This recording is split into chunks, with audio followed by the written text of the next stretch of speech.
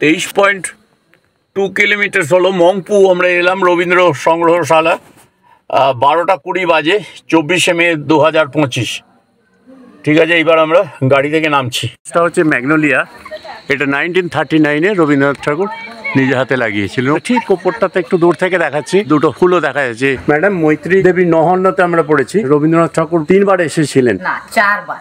4 বার? হ্যাঁ, মংপুতে 4 বার এসেছিলেন উনি। হ্যাঁ, আর প্রথম আসেছেন উনি 1938, 1939 and 1940 লাস্ট।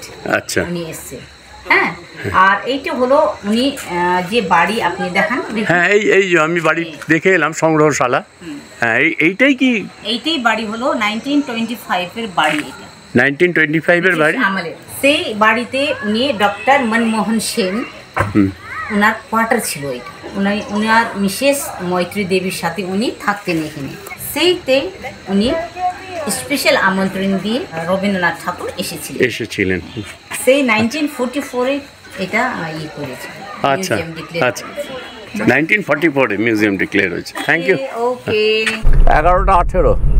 তা আমাদের আধ ঘন্টা লাগবে। ও মংপুতে মৈত্রী দেবীর বাড়িটা দেখবো। এখন এই রাস্তাগুলো কত ভালো মনে হচ্ছে বলো? হ্যাঁ, কি কেমন লাগছে? এই রাস্তায় কোনো প্রবলেম নেই, প্রচুর দোকান। এই দেখো সামনে একটা ব্রিজ পড়ছে, এটা হচ্ছে লোহাপুল ব্রিজ। আমি বলেছিলাম আগেই, সেই শেলফু খাসমহল আর বারাসি টং খাসমহল, ওখান থেকে যে রিয়ং খোলা আসছে ডান দিকে চলে গেল। এখন রিয়ং খোলা কিন্তু আমাদের ডান দিকে চলছে। ড্রোন থাকলে খুব সুন্দরভাবে এটা বোঝানো যেত। পুরো এটা এখনো ডান দিকে ঘুরছি, ঘুরে বাঁ দিকে যে পাহাড়টা আছে একে কিন্তু পুরো সারাউন্ড করে ঠিক যে জায়গায় আছি এই দিকেই আমরা উপরে উঠে যাব বাঁ দিক করে।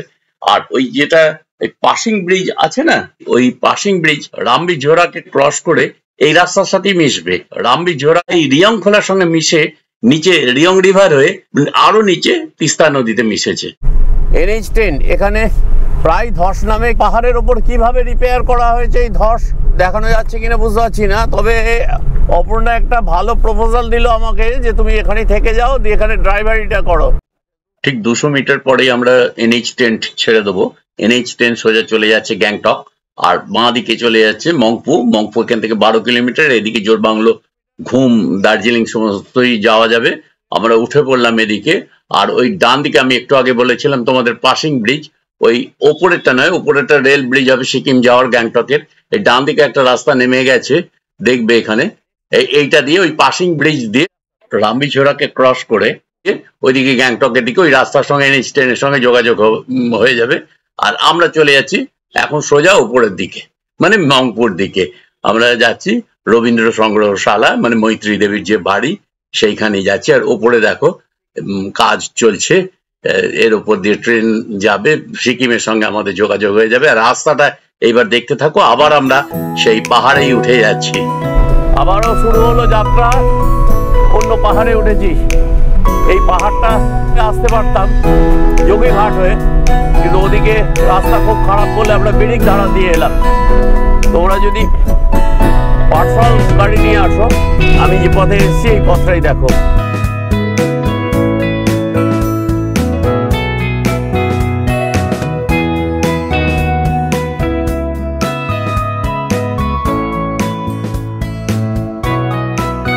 বন্ধুরা, আমরা সিটাং পাহাড় থেকে নেমে বিরিক ধারা হয়ে এখন মংপুর পথে মোটামুটি 5-6 কিলোমিটার পাহাড়ে উঠে এসেছি। টিফিন করে নিলাম এই জায়গাটাতে। গাছে লেখা রয়েছে director of cinchona and others medicinal plants West Bengal. Area হাইটটা অল্টিটিউড যেটা দেখা যাচ্ছে এটা 2000 থেকে 3500 ফিট। তার মানে আমরা অলরেডি 1002 ফিট উঠে এসেছি। আবার জিরো নয়, ওই 150 থেকে। মংপুর রামঘি রোড হয়ে আমাদের মারুতি এক্সপ্রেসো VX-i প্লাস ছুটে চলেছে। আর কিছুক্ষণের মধ্যেই আমরা পৌঁছে যাব মংপুর। সেই কত যুগ আগে থেকে দার্জিলিং আসছি, কালিম্পং আসছি, কিন্তু কালিম্পং শহরের কাছে যে রবীন্দ্র স্মৃতি জড়িত মংপু, এখানেই আসা হয়নি। সিনকোনা চাষ আর কুইনাইন, মৈত্রী দেবী, নহন্যতে কাউকে পাওয়ার জন্য ব্যাকুলতা, একটা অনুভূতি যেন ঘিরে রেখেছে। অহন্যতে মানে যার ক্ষয় নেই, মৃত্যু নেই। নহন্যতে অন্ন মানে শরীরে, শরীর বিলুপ্ত হয়ে যায় কিন্তু আত্মা তার মৃত্যু নেই, সে থেকে যায়। মির্জা ইউক্লিডের বেঙ্গলি নাইটস ফরাসি ভাষায় লেখা দ্য লুই বেঙ্গলি বইয়ের প্রত্যুত্তর এই বইটি। 1930 সালে ঘটে যাওয়া একটা কাহিনীর স্মৃতিচারণ এই উপন্যাস, পারলে তোমরা পড়ে নিও। এখানেও ধরো প্রায় 3500 ফিট উপরে উঠে যাবো তো, কিন্তু রাস্তাটা ভালো আছে। আর শিটংয়ের রাস্তা যেরকম ভয়ঙ্কর ছিল সেরকম নয়, মানে তোমাকে কিন্তু ওই 2-এতেই তুলতে হবে, 1-2-এতেই তুলতে হবে, 3-এতে খুব কম, চালাতেই পারবে না। ভালুকপে বাইপাস, আর একটু এগিয়ে পেয়ে যাবো দূরবীন ধারা।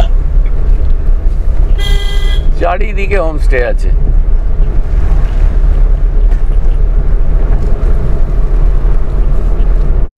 আচ্ছা, এই ডান দিকের রাস্তাটা রামবি হয়ে নেমে যাচ্ছে ন্যাশনাল হাইওয়ে 10-এতে, কিন্তু আমরা যাব এখন মংপু, 2 কিলোমিটার উপরে। সামনে একটা দেখো মারুতি এক্সপ্রেসো। মংপু আসার ঠিক আগের ব্লগটাতেই আমি তোমাদের বলেছি যে মৈত্রী দেবীর নহন্যতে নামক আত্মজীবনীমূলক উপন্যাসের জন্য বিশেষভাবে তিনি পরিচিত ছিলেন। 1976 সালে সাহিত্য একাডেমি পুরস্কার লাভ করেন। এছাড়াও মৈত্রী দেবী সমাজ সেবায় গুরুত্বপূর্ণ অবদান রেখেছেন। তিনি রবীন্দ্র স্নেহ ধন্যা ছিলেন। পাহাড়ে একটু আগে চেক করলাম 18.5 কিলোমিটার পার লিটার দিচ্ছে, ওটা প্লেন ল্যান্ডে আবার গিয়ে বেড়ে যাবে। আগেই বলেছি ডক্টর মনমোহন সেন একজন কুইনাইন বিশেষজ্ঞ বিজ্ঞানী, কুইনাইন কারখানার দায়িত্বেও তিনি ছিলেন। তারা মংপুতে থাকতেন। তাদের দুজনেরই প্রচেষ্টায় কবিগুরু এখানে এসেছিলেন। হার্বাল হেভেন, এখানে সব হার্বাল ট্রি আছে, বিভিন্ন রকম হার্বাল ট্রি আছে। সব থেকে বড় হচ্ছে এখানে শিনকোনা গাছ।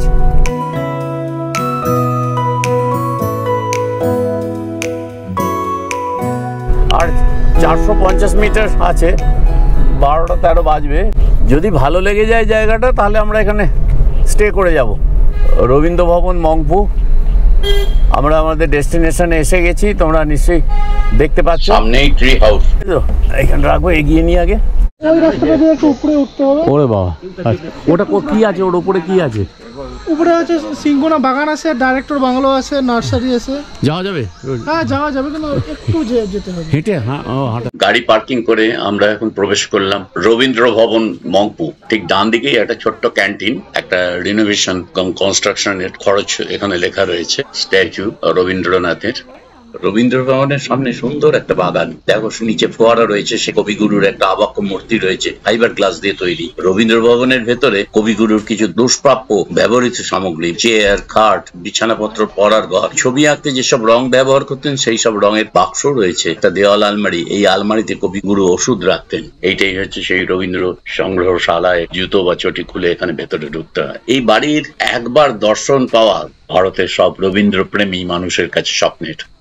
এই ভবনের উল্টো দিকেই কুইনাইন কারখানার প্রধান গেট। দার্জিলিং জেলার মংপুতে প্রচুর শিংকোনার চাষ হয়। শিংকোনা দিয়েই তৈরি হয় কুইনাইন। এই কারখানার অধিকর্তার বাসভবন ছিল আজকের রবীন্দ্র ভবন, সাহেব স্টাইলে গড়া। প্রধান কুইনোলজিস্ট ছিলেন রবীন্দ্র ভক্ত লেখিকা মৈত্রেয়ী দেবীর স্বামী ডক্টর মনমোহন সেন। হিমালয়ের কোলে মংপুর শোভা দেখে মুগ্ধ হয়েছিলেন কবিগুরু। তাই তিনি প্রাকৃতিক সৌন্দর্যের ডাকে বারবারই ছুটে গিয়েছিলেন মংপুতে। 1938-এর পর 1939 সালে মংপুতে দুবার গিয়েছিলেন রবীন্দ্রনাথ, আর শেষ বা চতুর্থবার আসেন 1940 সালে। তিনি প্রতিবারই এখানে 1 মাস 2 মাস করে থেকেছেন এই বাড়িতেই। 1940 সালে কবিগুরু তার জন্মদিন এই ভবনেই পালন করেছিলেন।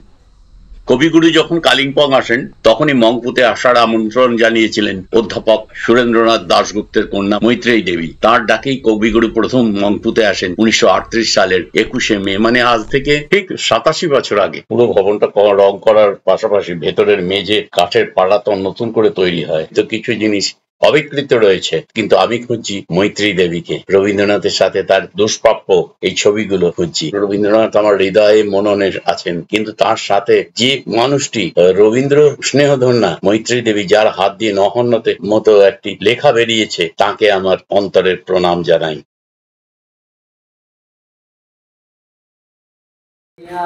গাতাছে নাই গো অবহেলা, নই নই নই মধুর খেলা, তোমায় আমায় সারা জীবন সকাল সন্ধ্যা বেলা, নই নই নই মধুর খেলা।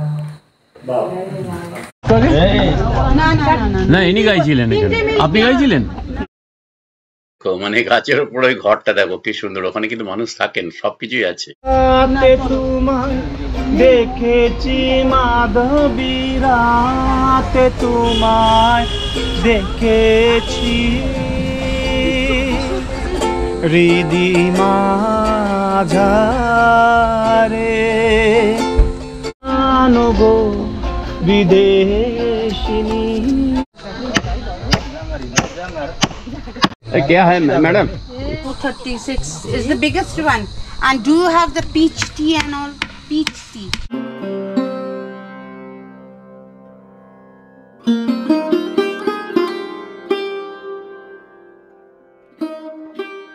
তো 23.2 কিলোমিটার হয়েছিল মংপু। আমরা মংপু থেকে আমরা ভেবেছিলাম আজকে সেরকম হলে মংপুতে থাকবো, কিন্তু এখন ডিসিশন নিলাম যে আমরা এখান থেকে সোজা বাগড়াকোটে চলে যাই।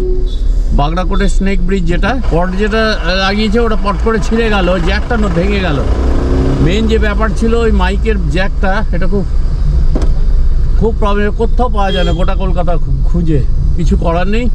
এখন ডাইরেক্ট সাউন্ডে হচ্ছে। রামবি এখান থেকে 8.5 কিলোমিটার, সেবক 26.5। এই বাঁ দিক দিয়ে যাওয়া যায়, কিন্তু শর্টকাট হচ্ছে ডান দিকে, আর আমরা এসেছি ডান দিকে।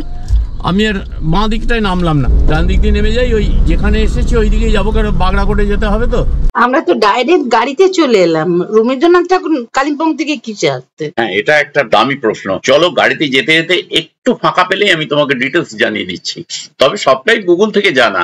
এই দোকানটা খুব সুন্দর, দেখো, দেখবে কিছু, দেখো দেখো দেখলেই তো ওরা এখন। আমি গাড়িটা সাইড করছি তাহলে। অপর্ণা এখানে দাঁড়িয়ে পড়েছে এই দোকানটাতে। এই দেখো, এই দোকানে দাঁড়িয়ে কিছু কিনবে বোধহয়, ওর চটি ফটি ছিঁড়ে গেছে। আমরা তো এসছি এইভাবেই, যেমন তেমন ভাবে আছি, জামা কাপড় সোয়েটার সবই আছে, সোয়েটার বের করতে হয়নি। Aparna is purchasing something from here. It is Mangpu.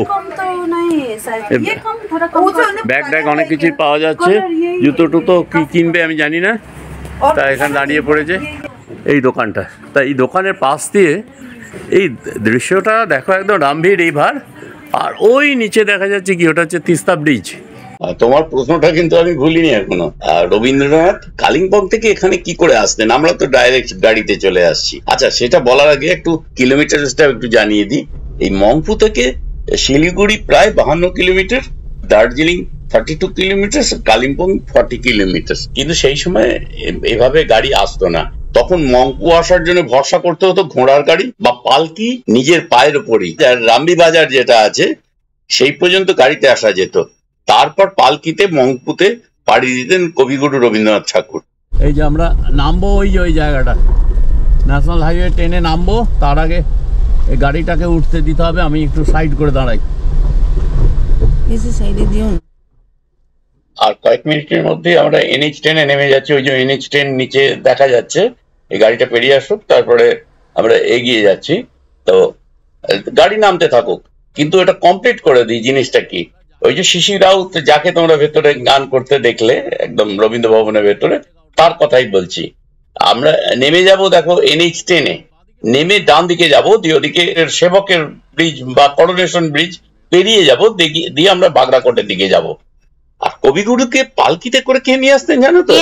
এই ভীমলাল রাউত, যিনি ছিলেন শিশির রাউতের দাদু। শিশির রাউত আবার কে? ওই রবীন্দ্র ভবনের ভেতর যিনি গান গাইছিলেন। শিশির বাবুর রক্তে কিভাবে রবীন্দ্রনাথ মিশে গেছেন সেটা খুব ভালো করেই বোঝা যায়। আর এখানে একটা রাবীন্দ্রিক ছায়া দেখছো, যিনি ক্যান্টিনে ছিলেন তিনিও কেমন, মানে যেভাবেই পারেন একদম যে সুরে সুরে মিলবে বা একদম সঠিক হবে।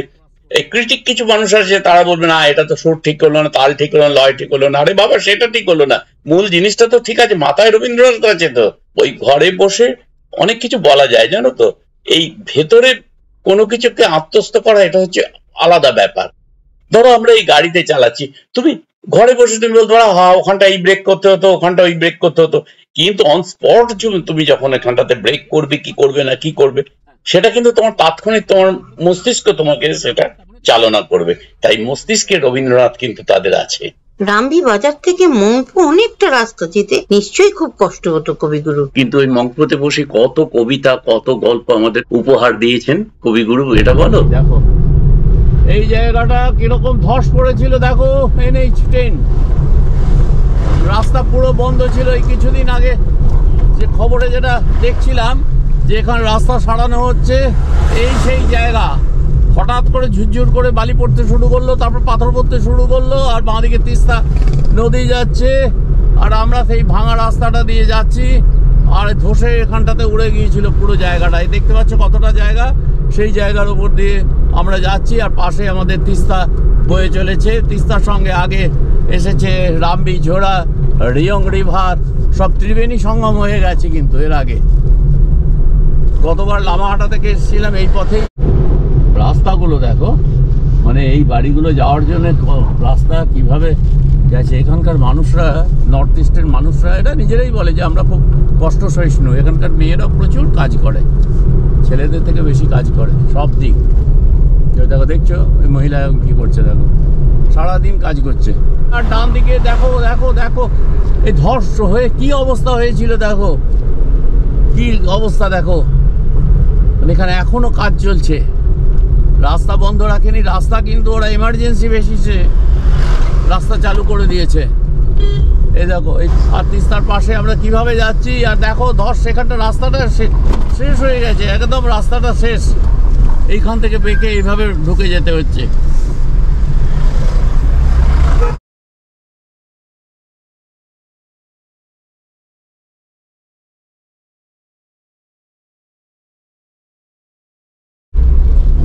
কালীঝোড়া, কালীঝোড়া, আচ্ছা চিনতে পারো। এইখানটা যাওয়ার সময় এইখানটা দাঁড়িয়েছিলাম যাওয়ার সময়। এই দেখো, এই দেখো রিয়ং নদী, রিয়ং নদীর ওপর দিয়ে পেরেছি। দেখো লেখা আছে, কোথায় আছে, তিস্তার কাজ হচ্ছে কিভাবে তলা থেকে দেখো পিচিং করে উঠে আসছে, বোল্ডার পিচিং হচ্ছে। পুরো ডান দিকটা ধসে গিয়েছিল, এদিকে মোটা ওয়াল দেওয়া হয়েছে। Coronation bridge, national highway 10, Siliguri থেকে 22 কিলোমিটার, বাগডোগরা 34 কিলোমিটার। এই করোনেশন ব্রিজ দিয়ে বাঁ দিকে চলে যাচ্ছি। এই দেখো, বাগডোগরা টু কালিম্পং অ্যান্ড সিকিম। চলো হনুমানগুলোকে দেখো, হনুমান। করোনেশন ব্রিজের ওপর দিয়ে যাচ্ছি, মানে যেটা সেবক সেতু নামে পরিচিত। তলা দিয়ে তিস্তা বয়ে চলেছে, আর উপরে দার্জিলিং আর কালিম্পং জেলা দুটোকে এটা সংযুক্ত করেছে। 31 নম্বর জাতীয় সড়কের একটা অংশ, মানে এখন যেটা 17 নম্বর জাতীয় সড়ক হয়েছে। 1937 সালে রাজা ষষ্ঠ জর্জ এবং রানী এলিজাবেথের রাজ্যাভিষেকের স্মরণে নামকরণ করা হয়েছিল। 1941 সালে 6 লক্ষ টাকা ব্যয় এটা তৈরি করা হয়েছিল। এই সেতুটা জানো তো লম্বায় 1854 ফুট আর উচ্চতা 98 ফুট। 1937 সালে বাংলার তৎকালীন গভর্নর জন অ্যান্ডারসন সেতুটির ভিত্তিপ্রস্তর স্থাপন করেছিলেন। প্রচুর হনুমান। করোনেশন ব্রিজ তো পেরোলাম। তোমরা ভাবছো কোথায় যাব? আমরা এখন বাগড়াকোট যাব। বাগড়াকোটের স্নেক ব্রিজ, গত 1 বছর ধরে এটা বহু প্রতীক্ষিত আমার জায়গা। প্লিজ বন্ধুরা একটু ভালো করে লক্ষ্য করো, ওই দূরে একটা রেলওয়ে সেতু দেখা যাচ্ছে, রেলওয়ে ব্রিজ তিস্তার ওপর দিয়ে আসছে ডান দিক থেকে, মানে ওই শিলিগুড়ি দিক থেকে আসছে। বাঁ দিকে ওটা মালবাজার যাবে, ওটাকে আমরা দুবার ক্রস করব, একবার ওর তলা দিয়ে ক্রস করব আর একবার ওর ক্রসিং করব। ওই স্নেক ব্রিজ কিরকম হয়েছে ওটা দেখবো, এবং ওখান থেকে আমরা যাব লোলেগাঁও, এবং লোলেগাঁওতে ওখানে নাইট স্টে যদি করতে পারি করব। এই মুহূর্তে যে রেল লাইনের তলা দিয়ে গেলাম সেটা কিন্তু করোনেশন ব্রিজের প্যারালাল, তিস্তার উপর যে রেল লাইন দেখো তোমরা, ওই লাইনটাই। আর তারপরে ওখান থেকে লাভা যাব এবং আবার ঘুরে আসবো গরুবাথান হয়ে এই পথেই। এলেন বাড়ি পুলিশ ক্যাম্প পেরিয়ে গেলাম। ডামডিং 16 কিলোমিটার, মালবাড়ি 23, বিন্নাকুড়ি 760, আলিপুরদুয়ার 142, গুয়াহাটি 399। আর দেখো চা বাগানের বাঁ দিক দিয়ে একটা রেল লাইন কেমন বেরিয়ে গেছে। চা বাগান দেখো, হ্যাঁ মালবাজার যাচ্ছে।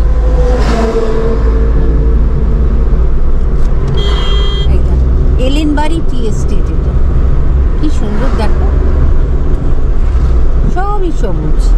ওয়াসাবাড়ি টি এস্টেট। এই মুহূর্তে আমরা পেরোচ্ছি ভীম সেতু, ভীম রিভার, ভীম সেতু। এখানকার নদীর ডেপথ খুব বেশি হয় না, কিন্তু বর্ষার সময় প্রচন্ড ফোর্স হয়। যখন জল যায়, জলের প্রচন্ড বেগ থাকে। এই দেখো একটা পেট্রোল ট্যাঙ্ক, এখানে সব বিউটির ব্যাপার। তো চলো ওইখানটাতে ওই ব্রিজটাতে ওঠার খুব ইচ্ছে। 62 কিলোমিটার হলো শিটং থেকে। এইটা মিনামোড় বলছে। এই মিনামোড় থেকে আমরা বাগড়াকোটে স্নেক ব্রিজে যাওয়ার রাস্তা। দেখি এখানে কিছু খাবার টাবার। ও বাবা, এখানে আবার কি হলো? ও বাগড়াকোটে বাজার, বিরসা মুন্ডা মূর্তি। এই জায়গাটা বাগড়াকোটে বা বাগড়াকোট। আর আমরা যাব, কিন্তু যেহেতু এখন লাইনটা ওখানটাতে বন্ধ আছে, গাড়িটাকে এখন আমাদের এইদিকেই যেতে হবে, ওইদিকে যেতে হবে। একটু গাড়িটাকে এখানটা রাখলাম। সকালে ব্রেকফাস্ট করেছিলাম অহল হোমস্টে শিটং। সেখান থেকে গিয়েছিলাম মংপু থেকে করোনেশন ব্রিজ হয়ে আমরা এসেছি বাগড়াকোট। এখানে আমরা লাঞ্চ করে নিচ্ছি। আজকের মতো ভিডিওটা আর বেশি বড় করব না। বাগড়াকোট স্নেক ব্রিজ হয়ে লোলেগাঁও যাওয়ার যে ভিডিওটা আমরা পরের এপিসোডে দেখাচ্ছি। আর তোমরা যারা নতুন তারা প্লিজ স্টাডি রাইডের চ্যানেলটা সাবস্ক্রাইব করে দিও। তোমাদের সবার কাছেই লাইক কমেন্টস অবশ্যই আশা করছি। ধন্যবাদ।